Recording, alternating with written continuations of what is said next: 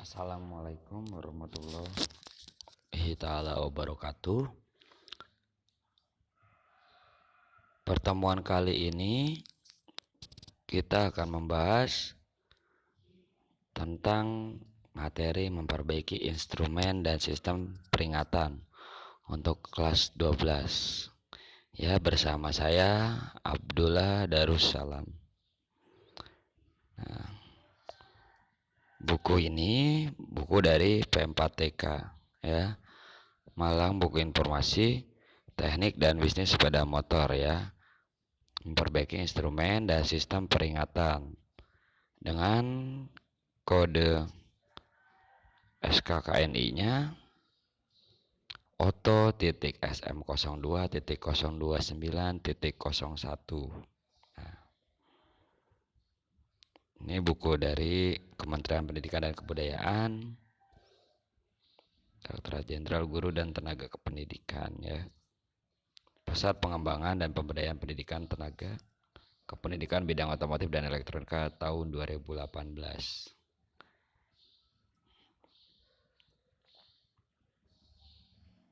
Ya. Ini daftar isinya ya.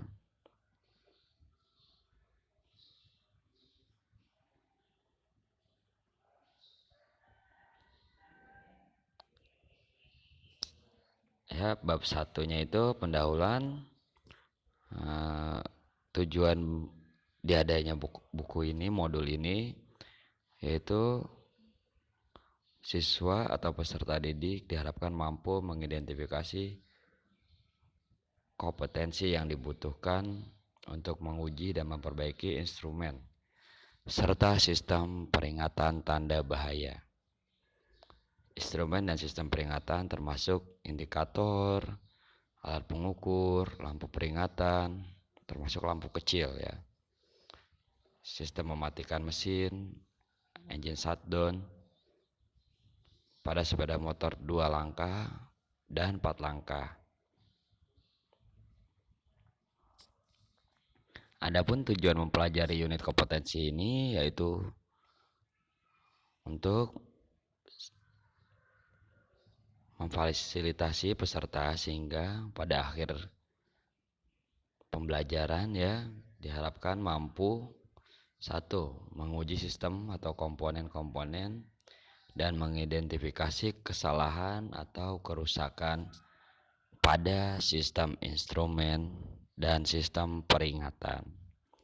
Kedua, memperbaiki instrumen sistem peringatan dan komponen-komponennya.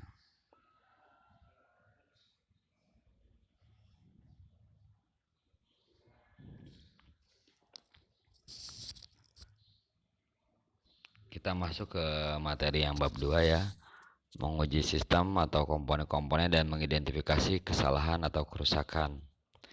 Nah, pada peraturan perundang-undangan lalu lintas nomor 22 tahun 2009 menyatakan bahwa perlengkapan kelistrikan bodi standar yang harus dipenuhi dalam kendaraan bermotor dan kendaraan ringan maupun kendaraan berat adalah sebagai berikut. 1. Perlengkapan kelistrikan bodi sistem penerangan. 2. Perlengkapan kelistrikan bodi sistem tanda. 3. Perlengkapan kelistrikan bodi sistem penghapus kaca. 4. Perlengkapan pengaman kelistrikan bodi. Nah, di model ini materi pembahasan sesuai perundang-undangan lalu lintas nomor 22 tahun 2009 tentang kelistrikan bodi standar yang harus dipenuhi dalam kendaraan sepeda motor, yaitu kelistrikan bodi sistem penerangan dan sistem tanda bahaya ya.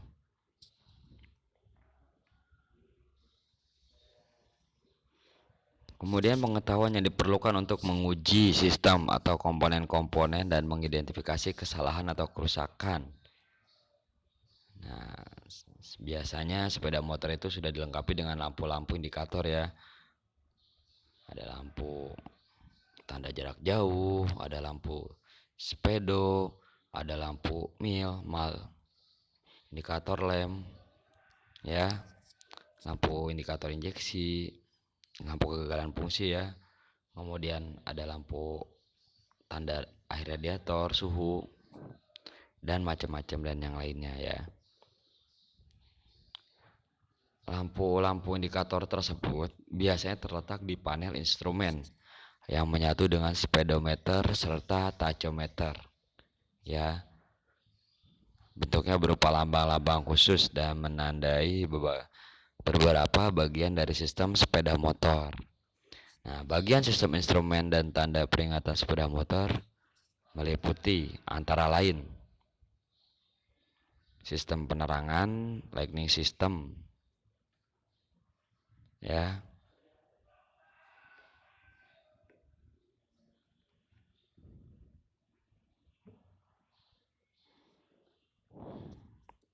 sistem penerangan lighting system yaitu lampu penerangan pada sepeda motor yang berfungsi untuk sebagai penerang jalan saat kendaraan kondisi luar menjadi gelap, yaitu malam hari atau hujan atau badai, dan sebagai penerangan di instrumen dashboard. Nah, terdiri dari rangkaian kelistrikan yang saling berhubungan satu sama lain. Komponen penunjang tersebut antara lain yaitu ya seperti yang udah dipelajari ya di minggu-minggu sebelumnya ya, ada alternator, regulator, kabel penghubung, saklar lampu, bola lampu, dan lain-lain sebagainya. Sistem penerangan berguna untuk keselamatan berkendara dan menginformasikan ke pengguna sepeda motor lainnya. Sistem penerangan dibagi menjadi dua kelompok ya, yaitu penerangan luar meliputi lampu depan, lampu belakang, lampu rem, lampu jarak jauh, lampu tanda belok, lampu plat nomor. Nah, sedangkan penerangan dalam meliputi lampu meter yang digunakan untuk menerangi di bagian depan sepeda motor dan dilengkapi dengan lampu jarak jauh dan lampu jarak dekat yang dapat dioperasikan dari dimmer switch ya. Dimmer switch itu switch sebelah kiri ya, switch high low. Pada materi ini akan dibahas sepeda motor penerangan luar yang digunakan. Nah, ya bisa diperhatikan.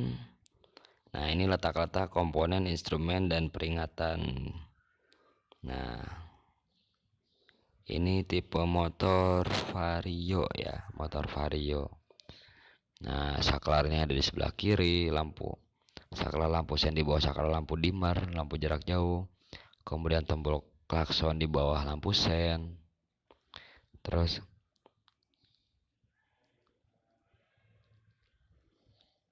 relay lampu sen ada di dalam. Nah, ini saklar lampu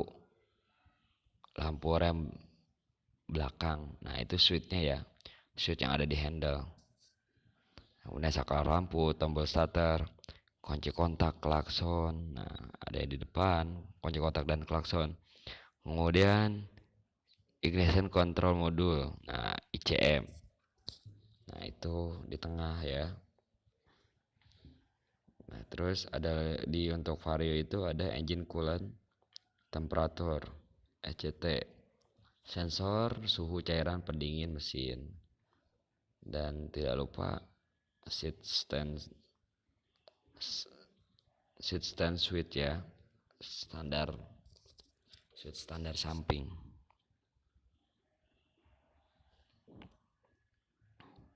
Adapun spesifikasi komponen dapat dilihat pada tabel di bawah ini. Nah, ini tabel ini itu spesifikasi komponen. Apabila komponen rusak, kita membeli produknya dengan ukuran yang tertera spesifikasinya ya. Contohnya bola lampu depan. Depan itu terdiri dari dua filament ya, dari dua kawat di dalamnya, ada dekat dan jauh. Nah, dari situ kan spesifikasinya 12 volt, strip 35/30 watt. Nah, jadi ya satu 35 watt, satu lagi ukurannya 30 watt dalam satu bohlam. Nah, Beda dengan yang lampu indikator lampu jauh, yaitu 12 volt. Volt itu voltase tegangannya, dan dayanya wattnya 1,7 watt. Nah, untuk sikring menggunakan spesifikasi 10 ampere.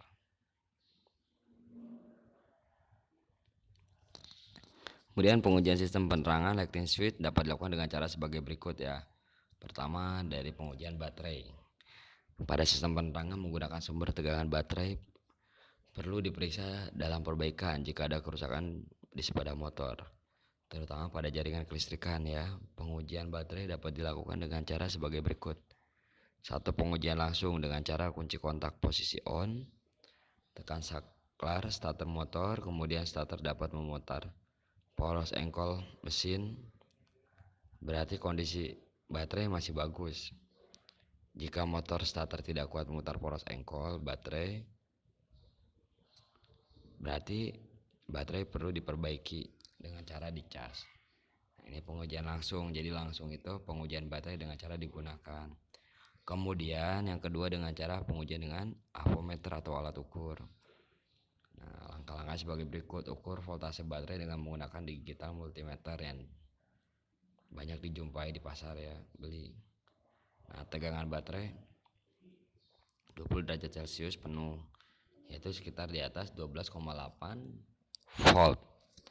Nah, lakukan pengecasan baterai apabila muatan listrik kurang di bawah 12,3 volt.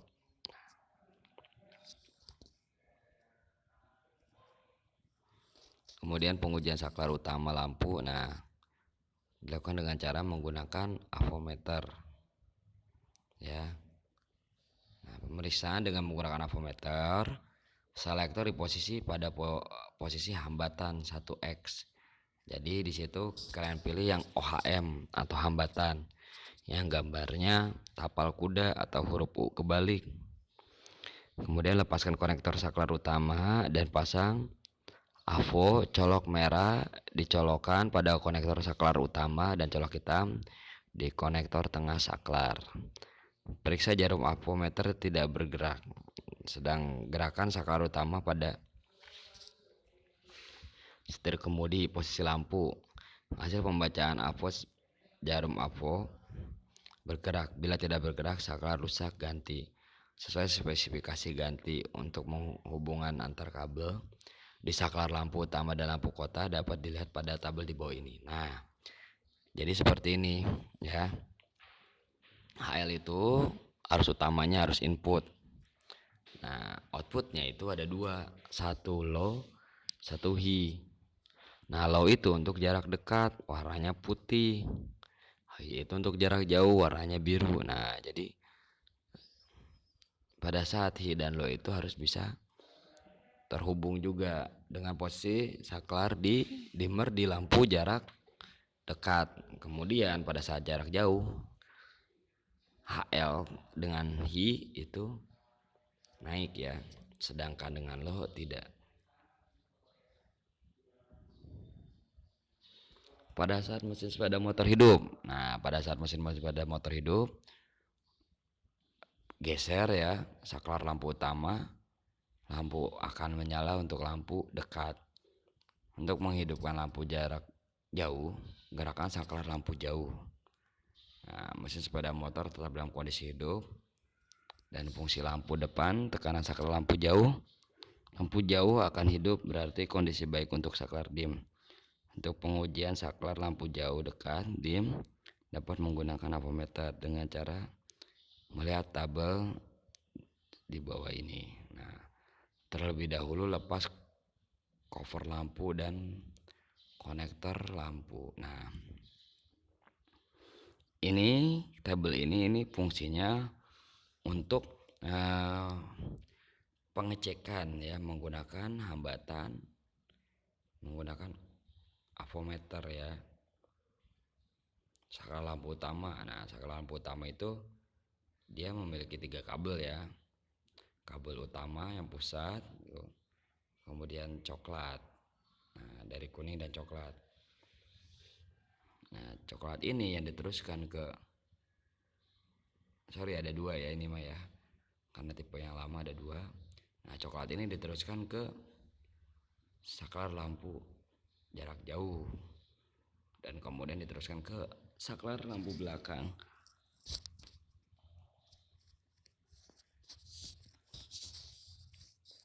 Kemudian lampu tanda belok sen. Nah, dipasang di bagian depan dan belakang serta kadang di samping untuk jenis sepeda motor tertentu. Bertujuan untuk memberikan informasi pada sepeda motor lain bahwa pengemudi yang bersangkutan akan berbelok atau pindah jalur. Nah, biasanya lampu ini berkedip 60 sampai 120 kedipan per menit. Nah, pengujian sistem tanda belok dimulai dari baterai, kemudian ke flasher, kemudian saklar dan lampu belok ya. Pengujian tegangan, sumber tegangan dan arus baterai dapat menggunakan lampu test lamp. Lampu test lamp menyala terang dan kuat, berarti kondisi baterai baik. Sedangkan lampu test lamp tidak menyala terang, berarti baterai mengalami penurunan kualitas. Kemudian pengujian flasher dengan cara dirangkai seri dengan lampu dan dihubungkan ke sumber tegangan baterai. Nah, lampu menyala dan berkedip, lampu tidak menyala berkedip, berarti flasher mengalami kerusakan atau beban lampu kecil. Ya. Kemudian pengujian saklar dengan menggunakan apometer, posisi selektor, di OHM meter. Nah, ini tanda tapal kuda ya, atau tanda U kebalik, 1X atau 10X. Nah, jadi pada saat sistem tanda belok tidak berkedip, nah itu bisa dicek dari relay flashernya tersebut. Dan juga relay flasher itu terkadang beda-beda ya. Ada yang bisa satu bolam bisa tetap nyala, ada yang harus besar hambatannya jadi minimal 2 bolam baru bisa kedip. Nah seperti itu ya. Dan biasanya satu bolam nyala itu yang udah racing ya, atau aftermarket, atau yang tidak standarisasi. Nah tidak standarisasi biasanya dia bisa langsung berkedip walaupun hanya satu bohlam lampu, beda dengan yang standar. Kemudian lampu rem, lampu belakang dan lampu kota. Nah lampu rem digunakan untuk memberikan informasi kepada sepeda motor di belakangnya untuk menghindari benturan tabrakan saat melakukan pengereman. Dan lampu jarak dan lampu belakang, lampu kota memberikan isyarat lebar sepeda motor di malam hari. Lalu lampu plat nomor digunakan untuk memberi penerangan pada plat nomor sepeda motor dan menyala bersama lampu kota. Nah, lampu meter instrumen digunakan untuk menerangi meter-meter dan gauge pada instrumen atau dashboard pada saat lampu kota hidup malam hari.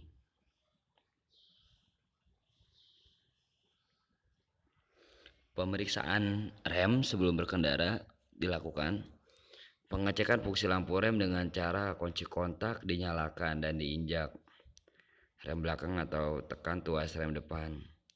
Bila kedua-keduanya tidak menyala, maka ada kemungkinan saklar rem atau mur penyetel saklar rem kakinya terlalu rendah dan bola lampu rem putus. Nah, jadi apabila lampu rem kalian tidak menyala, nah yang dicek terutama itu ya dari switchnya ya. Switchnya apakah ketinggian, apakah switchnya rusak, apakah kabel di switchnya lepas. Nah setelah itu baru cek di bolam tersebut, bolam sendiri, apakah bolamnya putus, apakah bolamnya baik, bagus. Dan jangan lupa cek strumnya ya, apakah strumnya ada atau tidak.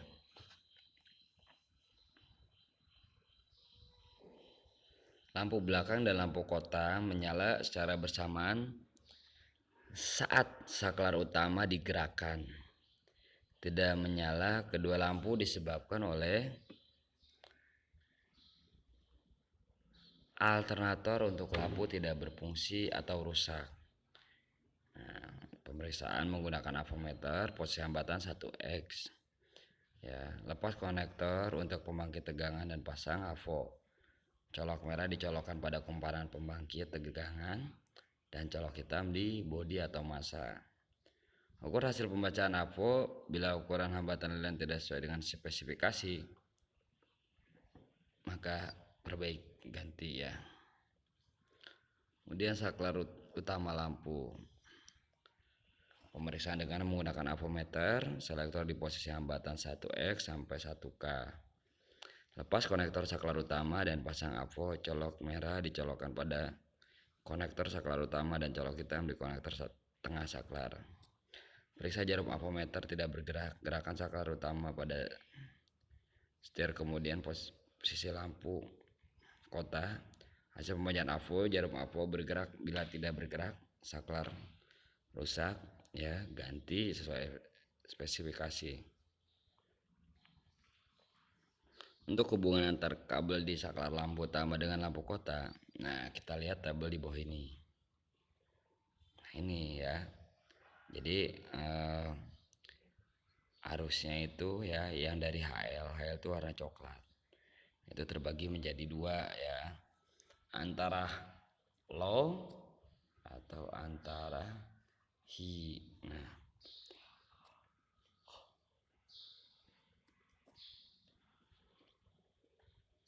untuk hubungan antar kabel di saklar lampu kota dan dapat dilihat pada tabel di bawah ini. Nah, ini saklar kota nih dan belakang ya, C1 HL TL kuning dan CI dan RE.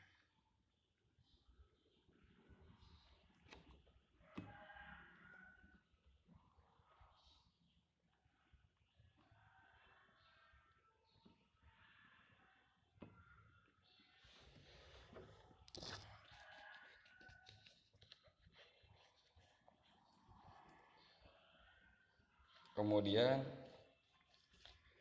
bola lampu putus. Nah, pemeriksaan dengan menggunakan avometer, selektor pada posisi hambatan 1X. Ya, lepaskan bola lampu dan pasang avo. Colokan merah dicolokkan pada tonjolan lampu dan colokan hitam pada badan massa lampu ya, ringnya lampu. Periksa jarum avo bergerak, berarti lampunya bagus. Nah, apabila tidak bergerak berarti lampunya mati. Nah, jadi sistem avometer itu untuk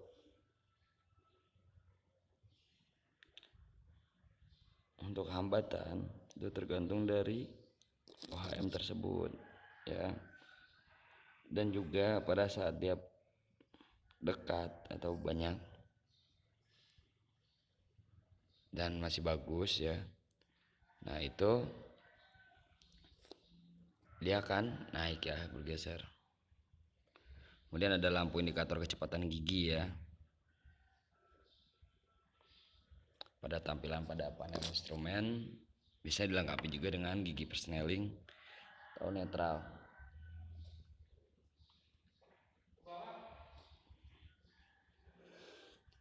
Sampai gigi tertinggi. Namanya perlu dicermati adalah switch netral switch. Saklar netral yaitu saklar yang menunjukkan gigi transmisi posisi sedang netral. Hal ini penting dimunculkan ya, karena terkait dengan keamanan pengendara ketika akan memulai starter atau menghidupkan sepeda motor, sehingga sepeda motor tidak meloncat saat mesin baru dihidupkan, baik menggunakan motor listrik maupun menggunakan engkol kaki kickstarter. Nah, fungsinya lampu indikator gigi atau lampu netral itu untuk seperti itu ya, sebagai kenyamanan, kedua sebagai penanda pengendara, ketiga juga untuk mengurangi resiko ya, resiko kelupaan posisi jarum di sepeda motor yang akan dinyalakan. Nah, ini rangkaiannya ya.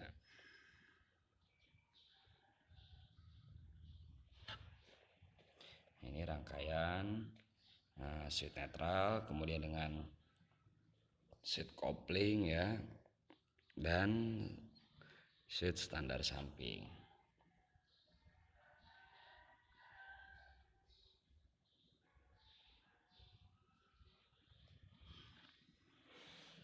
Simpulannya bahwa rangkaian sistem relay pada sistem starter baru bisa dihubungkan ke massa jika clutch switch atau kick down switch posisi menutup atau neutral switch saja yang menutup.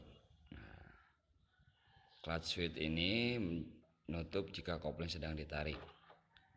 Ya, seat stand switch menutup jika posisi seat stand sedang dinaikkan, tidak sedang dipakai untuk menyadarkan sepeda motor. Sedangkan neutral switch menutup kalau posisi gigi netral sedang netral, termasuk tidak masuk gigi lampu menyala.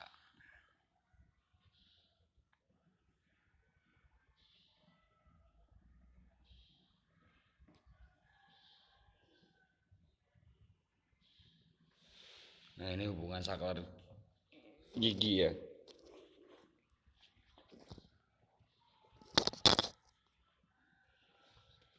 Nah, ini tipe giginya 1 netral, 2, 3, 4 ya. Harusnya yang digunakan itu di sini netral 1, 2, 3, 4 netral. Nah, jadi sistem rasio ini, sistem gigi transmisi itu ini terbagi menjadi 3 sistem ya, 3 tipe. 3 tipe. Satu sistem rotari seperti ini, rotari netral 1, 2, 3, 4 dan netral. Nah, kemudian sistem yang kedua seesaw. Sistem seesaw itu netral 1, 2, 3, 4, 3, 2, 1 netral. Jadi tidak bisa langsung ya. Dan yang terakhir itu return. Sistem return itu 1 netral, 2, 3, 4, 5, bahkan sampai 6 untuk FU. 6, kemudian balik lagi 6, 5, 4, 3, 2 netral 1. Terus lampu indikator oli.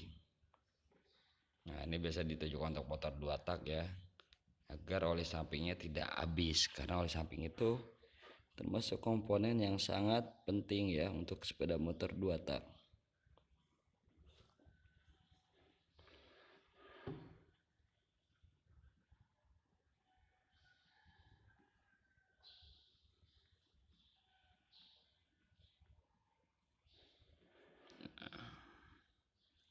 Kemudian pengukur bahan bakar. Nah, fungsi instrumen ini adalah untuk mengetahui keadaan atau jumlah bahan bakar yang berada dalam tangki bahan bakar. Ya, fungsinya pengukur bahan bakar seperti itu ya.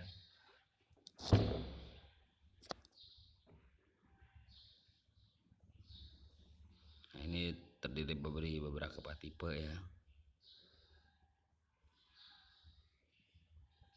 Untuk pengujian sistem peringatan bahan bakar dapat dilihat pada tabel spesifikasi komponen seperti di bawah ini ya.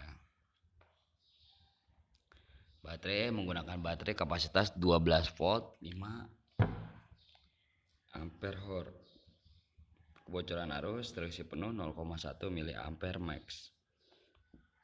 Berat jenis perlu diisi bila di bawah 1,260.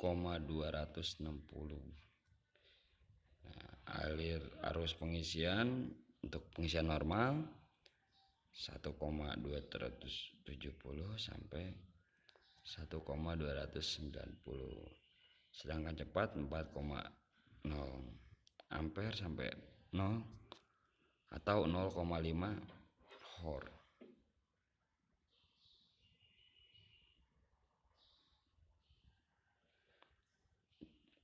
Nah, ini ukuran resistansi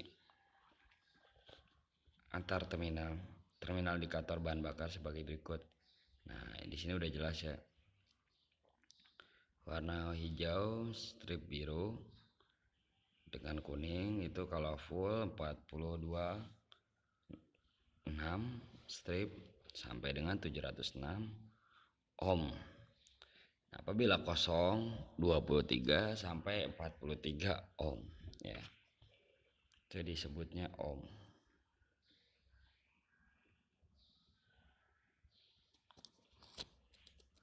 Nah, ini cara-cara teknis pengujiannya ya.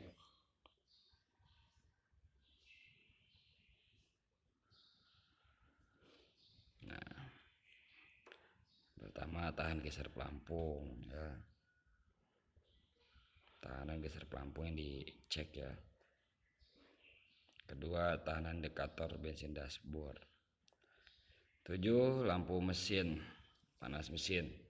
Lampu indikator ini akan menyala beberapa detik ketika kunci kontak dalam posisi on dan akan mati setelah itu sebelum mesin hidup.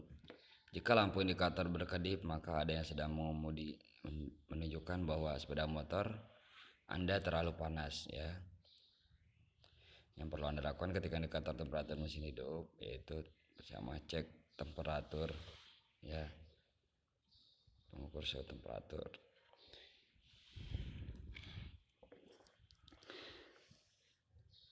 Dari gambar bagan ini bawah ini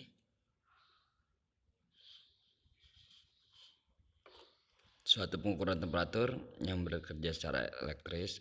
Nah, gambarnya seperti itu ya. Terdiri dari dua bagian, yaitu bagian A dan bagian B. Nah, bagian A tempatkan pada blok motor atau pada saluran air pendingin dan dikelilingi oleh air pendingin. Sedangkan bagian B ialah pengukurnya dipasang dalam dashboard. Baik bagian A maupun bagian B memiliki bimetal yang dikelilingi oleh kumparan kawat panas. Nah, ini cara kerjanya ya.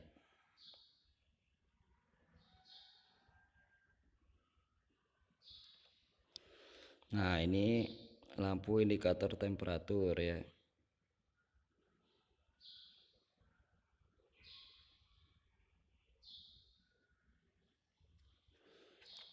Nah, lampu indikator temperatur itu menggunakan sistem solenoid ya, solenoid, dan untuk mengaktifkan relay ya. Setelah relay aktif, arus dari baterai mengalir menuju ignition lampu indikator kontrak relay. Setelah terdapat siklus tutup dan lampu indikator akan menyala. Dia menyala apabila terjadi overheating ya. Nah, kemudian speedometer. Jadi speedometer terdiri dari lampu-lampu instrumen kecil ya, lampu-lampu pendukung. Nah, speedometer tuh. Kemudian klakson. Salah satu komponen penting ya klakson. Ya. Harus dimiliki setiap sepeda motor. Nah, fungsi dari klakson itu adalah sebagai isyarat kepada pengemudi lain tentang keberadaan sepeda motor ataupun syarat untuk memotong kendaraan lain saat berada di jalan raya. Ya, intinya sih fungsi klakson adalah untuk memberikan isyarat dengan bunyi atau suara yang ditimbulkan kepada pengguna kendaraan atau pengguna sepeda motor lainnya. Terdapat beberapa tipe klakson ya, yaitu klakson tipe listrik, kedua klakson tipe udara, ketiga klakson hampa udara. Nah, untuk klakson listrik terdiri dari diafragma ya, diafragma, lilitan kawat koil, kontak platina, dan pemutus. Nah, konstruksi klakson seperti ini diperlihatkan. Nah, kemudian cara kerja klakson listrik ini, saat saklar klakson ditekan, arus dari baterai mengalir melalui saklar klakson, terus ke koil solenoid menuju platina, dan selanjutnya ke massa. Nah, solenoid menjadi magnet dan menarik armatur, kemudian armatur mengukakan platina sehingga arus ke massa terputus. Nah, dengan terputusnya arus tersebut, kemagnetan pada solenoid hilang sehingga armatur kembali ke posisi semula. Hal ini menyebabkan platina menutup kembali dan mengumpulkan arus ke massa. Nah, proses ini berlangsung sangat cepat dan diafragma membuat armatur bergetar lebih cepat lagi sehingga menghasilkan resonansi suara. Ya. Ini tabel pengujiannya.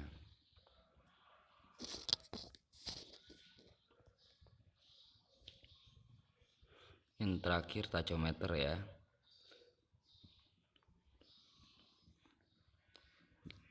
Tachometer dan speedometer adalah sama ya. Tachometer sih intinya speedometer yang untuk RPM ya, putaran mesin.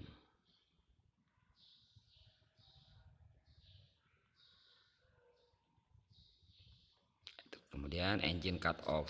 Nah, engine cut off ini berfungsi untuk mematikan mesin tanpa memutar kunci kontak.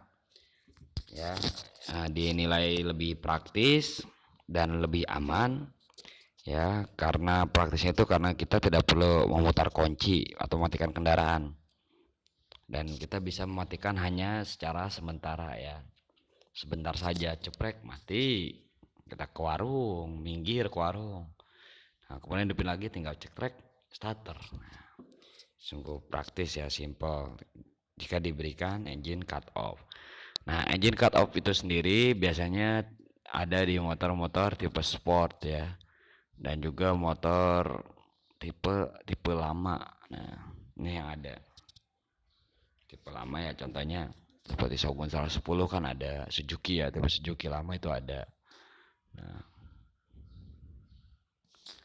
terus kemudian ada di mana lagi, di Ninja ya, dari motor-motor sport. Saklar engine cut off itu dipasang paralel dengan kunci kontak ya, yang sistemnya akan men-short, menyambungkan kabel massa ground negatif dengan kabel kontak CDI atau control unit injeksi, disambungkan kedua kabel ini. CDI akan kehilangan sumber atau satu daya tegangan tinggi dan mengakibatkan CDI akan gagal meloncatkan bunga api sehingga mesin tidak mati. Kelebihan dari sistem AC ini adalah karena listrik yang dihubungkan singkat sekali arusnya dan kerja saklar hanya ketika diaktifkan saja, maka switch engine cut off jadi sangat aman. Nah, seperti ini ya switchnya.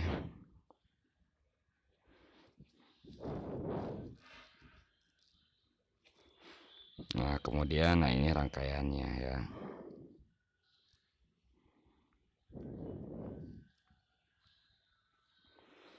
Nah, ini daftar pustakanya ya.